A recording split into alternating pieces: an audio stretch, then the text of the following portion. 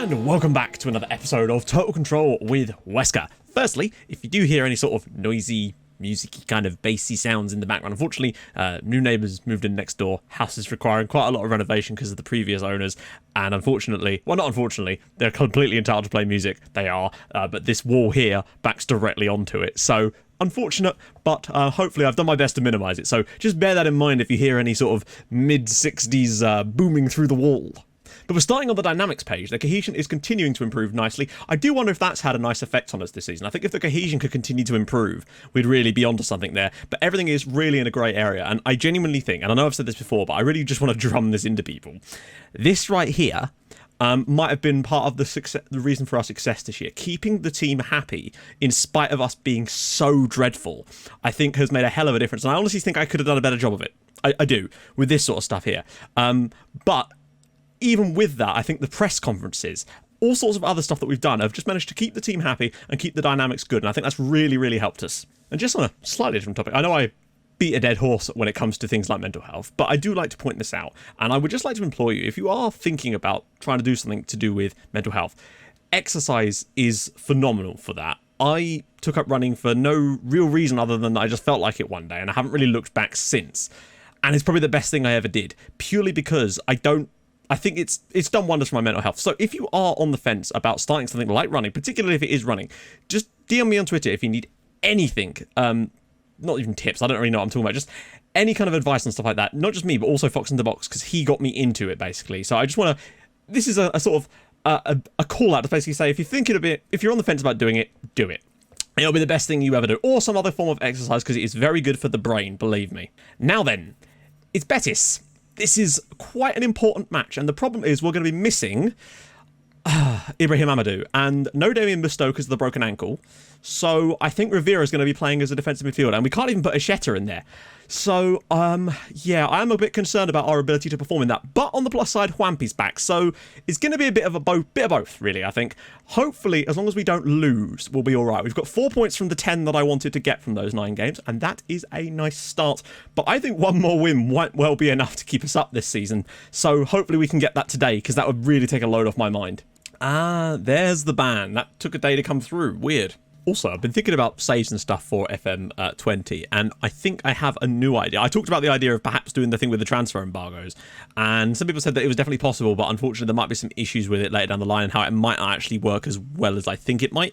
And I'm still not off of that idea. However, I have had another idea that involves, I don't know. I don't even know if I want to talk about it just yet, because it's something I've never tried before, and I think it'd be a really fun idea to do as a secondary set. Not a secondary set, like what Polonia was this year, like the next one after the big one.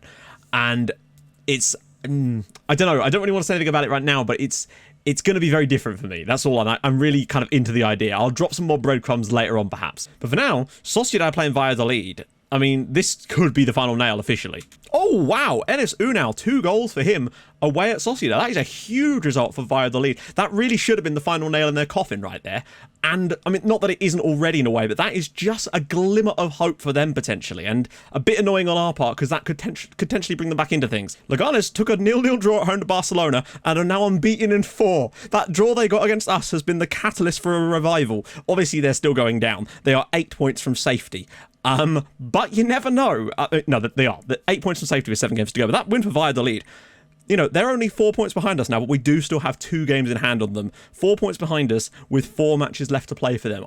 That does concern me a little bit, but I honestly do kind of feel like if we beat Betis today, then it's kind of just those bottom 3 teams above Leganes that are battling it out, hopefully, between themselves. Although those away games against both Getafe and Girona are going to be key. I think if we don't lose them, then we'll probably be fine. But that's where it could get very interesting, because if we lost both of those, things could start to get a bit dodgy. 2-0 win. There we go. Tomo Lamar and Diego Costa scoring a goal. Probably, I don't know, headbutted someone afterwards. Brilliant stuff. That's a big result, actually, because it's, you know, another game that I think that was their game in hand on us, and they have lost it. So that is definitely a benefit. Even better news, Valencia beating Girona 2-0. Very, very good news indeed. So we're still on the same number. We've not lost any ground over Betis or Girona, which is very, very nice. They stay 3 points behind us with a horrendous goal difference. It's also worth noting that currently we have a better head-to-head than both than all the teams below us, which is very, very nice. That is incredibly important to have. I think we do. Yeah, no, we do. We've got better head-to-heads over Girona, Valladolid, Getafe, and Leganes, which is very, very useful indeed. It's basically an extra point at this point, so that's useful. Sad times as El Hadj Diouf has left the club. Oh, I love this menu. I absolutely adore this menu. It has maybe too many clubs on it, but sure, why not? So let's look at everyone else's running. I think this is a really I love this screen so much. Are they making contract offers? Oh, that's fine. You can piss off to Lech Poznan. Go on, boys. So we can ignore Leganes, and we can basically ignore these guys here, and probably Vallecano too, to be honest. I don't think they're in any danger of going down at 8 points clear, and they've got games in hand too. So it's basically these 5 clubs here. So Getafe. I mean, firstly, they've got Atletico to play, which is super important. But then they do play Valladolid. That's going to be a game they can potentially win. I wish it would tell us whether it was at home or away, though. Like, that's quite an important factor for me. But then they've got Celta Vigo, Villarreal. Both, I mean, Villarreal's a potentially winnable one, maybe. But Celta Vigo's going to be tough. But they then have to play us and Vallecano. There's some winnable games in there for Getafe. Vallecano, potentially. Valladolid, us, potentially. Valladolid don't have many games left. But they do have Getafe, Eibar, Betis, all at home. So you never know, but like if they win all 3 of those, then maybe they've got a shot, but that would still only put them on 36 points. So that's going to be a lot for them. And honestly, this is interesting because, yeah, sure, Girona have got Villarreal and Atletico in there, which hopefully they will lose both of those and be in some real trouble. But then after that, look at their running. Vallecano, us, Leganes, and Betis. They get to play 4 relegation rival matches in a row towards the end of the season. And if they can pick up some wins there, this end of the season is looking quite dicey. Our running we already know about. Now, Betis, this is an important one. They've got Vallecano, which is definitely winnable, but after that, it does get a bit more difficult for them for a couple of games with Espanyol and Valencia in there as well. But their final 2, Valladolid and Girona. Oh my god. This battle, the end of the season, is going to be absolutely amazing. I think we're going to be okay, but I really don't know. It could only it takes one bad result for things to suddenly switch and some of these guys to start picking up points. I'm looking forward to this, but I'm also really on tenterhooks. This is going to be great fun. Nilmar's going to be moving to Fluminense. That makes sense. He's going back to his home nation. Seems the fans not particularly pleased with Nilmar, to be honest. Don't think he's had a great time. I kind of agree. Well, we are the favourites, which is a bonus, but not by much. I wouldn't put your money on it. And Jose Angel is out. I mean, not the end of the world, really. That being said, his cross-completion ratio of 21 is actually better than Luisinho's of 16. I just feel like it's every other area where he's worse. Tahith Chong has done a sensational job in training. I really have to say, like 9.25. But if nothing else, he has put in a really stellar performance in his training, and I can't really fault him on that. We are going to go on positive today, because why wouldn't we, you know? I'm not going to tell the team that, because they'll probably, well, I know it doesn't really matter so much, but I'm just going to say hit early crosses, low crosses. They don't like that anyway, but we are going to distribute to the fullbacks. Distribute quickly. High line of engagement. These are the stuff I want anyway, to be fair. I do love that my tactics are at 44%, yet we're massively overachieving. Like, look at the board's confidence in me. 75%. We were expected to fight bravely against relegation, and yet we are well outperforming that.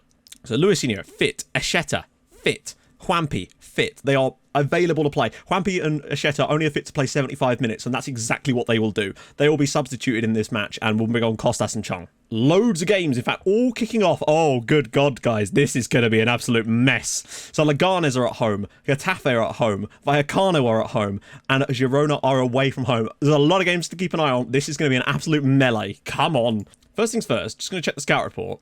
So Mark Bartra is out with a fractured arm, and Paul Lopez with a broken finger. So those are quite important players they're missing.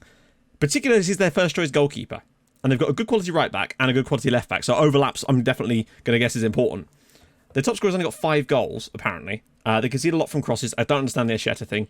Not good in terms of heading either. Okay, we could potentially get them on set pieces. So first, let's sort out what we're going to do. Miramon is not starting even a little bit in this one. Carlos Acapo, I love that they've downgraded him to 2 stars. Just, all right, sure.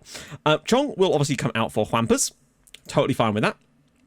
And Costas, who I must say, I've been incredibly impressed with his performances since he's come in. But, you know, also, and Stewart, what a man. And we're going to bring Esheta back in. Costas will come on, though, later in the game. So we've got to be prepared for that. This area where the problems really, really lie. It's going to have to be Christian Rivera. It's not how I would want things at all, but it's the best we can do. He's going to basically have to play. He's not great at the defensive side of things, but we've got really no choice in that. Everything else, though, pretty happy with.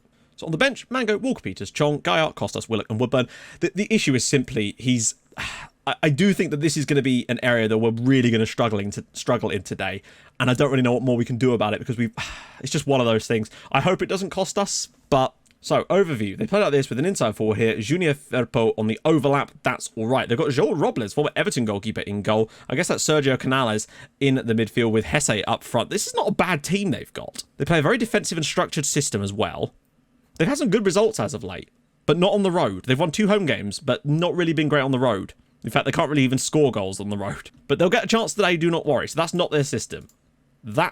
This is more like their system. They actually beat Real Madrid playing like this, which suggests to me that this is their more attacking approach. So they're obviously coming here to play. And they played like this against Celta Vigo as well, and were beaten fairly handedly, particularly going down the right with Joaquin, although it does seem like this team has rotated around quite a bit. Crosses left wing, so if we do well down the left, which we often do when we play well, good stuff, because that's Touré's side as well, so we can spray those balls in. Formation analysis is what I really want to see, though. So when they play... Is this one here? You can see that they concede way more chances than they create, particularly against worse teams, weirdly. Lower rated teams than them have scored 11 clear-cut chances against them. What about formations faced? So we play this one here. And again, you can see that lower rated teams love playing like this against them. They create a decent amount, but not against the lower rated sides. It seems that when bigger teams play this one, they're generally okay, but lower rated teams just seem to be able to get through them. And I'm right. How are we doing, though, against this system? Actually, I don't think we've even really played it enough for me to have any data on that. Point is, we're going to go for it today. Igarash is their sort of main playmaker. They've got no red cards. Hesse loves the dribble. That's all right. Andres Guardado would be effective. Where the hell's Guardado? He's playing in the midfield. Usually he's played here before, so that's an interesting one. Like, he's a very versatile player, but he's more suited to the centre of midfield. Joaquin loves an assist. Leon loves a goal, but Leon does not appear to be in the team at all, which is nice. So we're going to turn off tackling hard on Joaquin, and we're also going to turn off this on Lainez. But I am going to go after Joaquin for tight marking and pressing intensity. We might actually press Lainez, but not mark him, because he's going to get dragged inside. And if he pulls the fullback inside, there's going to be no one to go after Junior Firpo. So we'll just have them both pressed, but no like hard tackling or anything like this. They want to go in hard on Guardado. All right, fine. I think the main thing that's going to make this episode and match so fun is the other games going on at the same time. That league table is going to shift around like nobody's business. It's not dissimilar to how a lot of teams play against us, except there's going to be more space in the midfield for us, which isn't always a bad thing, because if they play pressing it, then again, they are quite defensive. I don't know, we'll see. It's also worth pointing out, of course, that... Oh, that was weird. That they haven't scored in their last 3 away matches. Like, that is a lot of games to go without scoring a goal. See how the game starts off.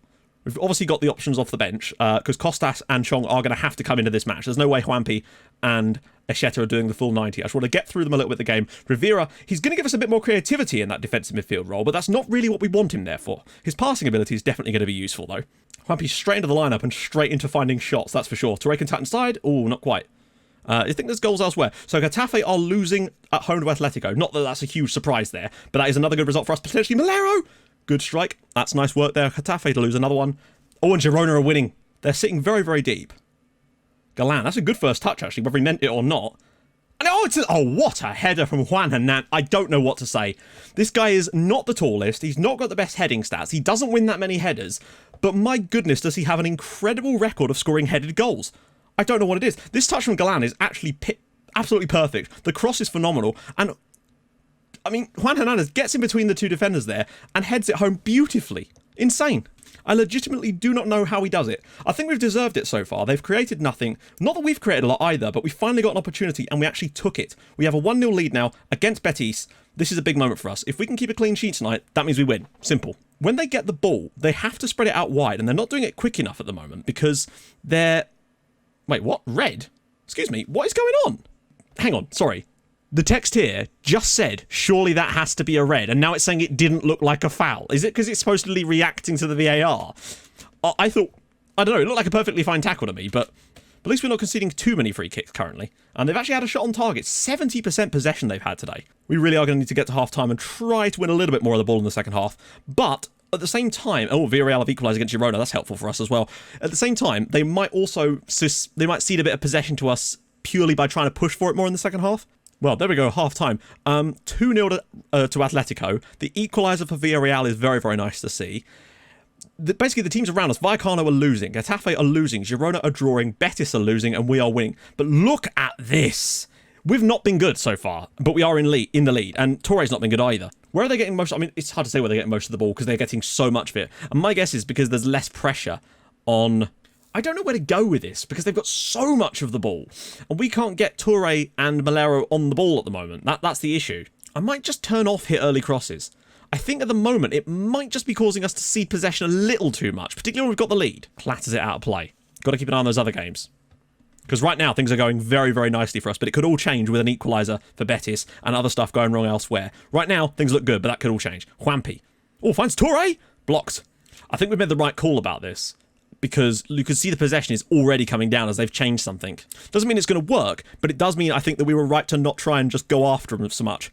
Dimitar Berbatov is coming on. That is a bizarre substitution. Even more bizarre is the fact they've substituted Joaquin, which is probably their best player. Please no. Please no.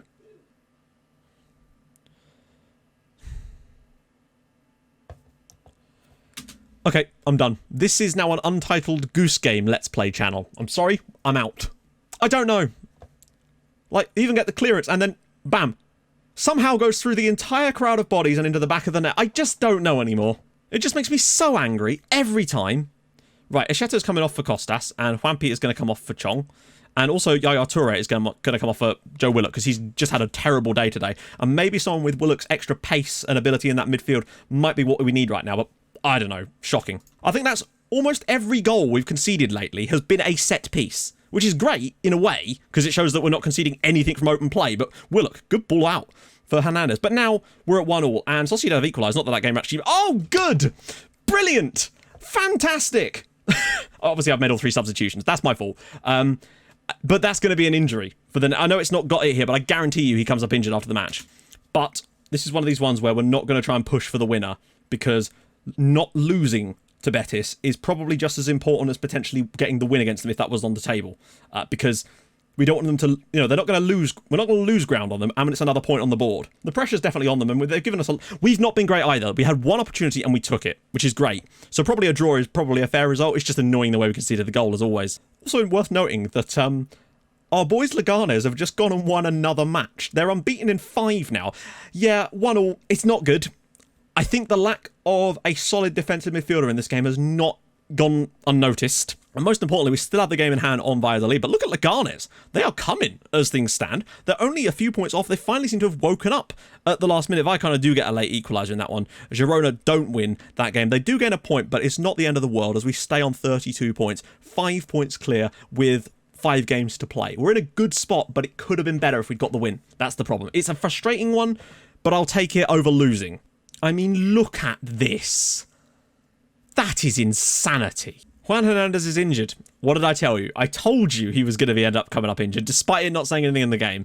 Thank God we got out of that with a point, in all honesty, because it's going to be a tough end of the season without our main striker. I honestly think I'm going to play Gabardino Mango in these games for the rest of the year. See what he can come up with. You never know what he's capable of. I don't know why I'm complaining. We've pulled back a lot. We've grabbed another point on the board today. That's 5 points. I said we had 9 games to go, and I wanted 10 points from those 9 games. Well, we've done all right. I think we've got 5 from the first 4, so we're definitely on track. I think one more win might well be enough to keep us up. It's just where that win's going to come from that could be the problem, because the next 2 matches are against Real Madrid and Atletico. We just got to make sure that hopefully we're still outside the relegation zone after those 2 matches. This is still going to be very, very tight down at the bottom, but at least we're still in with a chance. I think we're in a strong position. I'd much rather be out of the relegation zone than battling with games in hand, It's the way I'm looking at it as things stand. Leganes have technically got another game in hand that if they win that, they could get right into this battle. Imagine if they stayed up too. Valladolid, I still think, although that win is big for them, Getafe look dreadful at the moment. Girona have woken up a tiny little bit. I really don't know. It almost feels like we're actually pulling Vallecano and Eibar into this too. Less so Vallecano, they do have a game in hand, but Eibar, we've all got games in hand on them. You never know what can happen. Anyway, next episode, a nice easy one at home against Real Betis. We've also, our last 2 home matches, our last 3 home games, in fact, we've not managed to pick up a win. So that is a bit frustrating. Hopefully, though, by the time we come into that final run of 3 matches, we'll have apart from maybe Hernandez, or they should in theory be back for them potentially. I don't really know. He might not be. That's a bit concerning. But hopefully, we'll have Juanpi back fit and firing. We'll have Esheta back fit and firing, Acarpo, and of course Ibrahim Amadou, everybody should hopefully be fit and ready for those final 3 matches. Honestly, I think 1 win from those final 3 matches should be enough to keep us in the league, but we really will have to see how things go. I want to do a bit more than that, and if we take any bonus points against Atleti or Real, that would be gorgeous, but we'll see. Anyway, if you've enjoyed this episode, drop a like, that'd be fantastic, and if you're new to the channel, subscribe. I'll join you guys very soon. Thank you so much for watching. Bye-bye.